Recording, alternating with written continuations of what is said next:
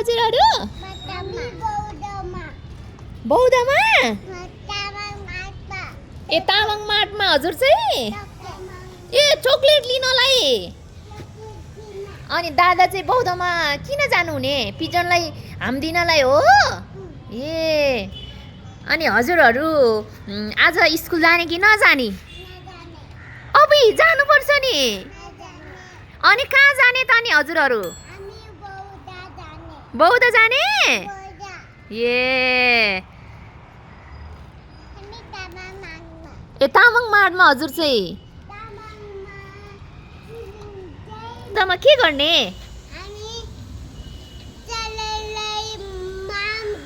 चरालाई माम दिने ए ल गुड जब थ्याङ्क यू खै थ्याङ्क यू भनेको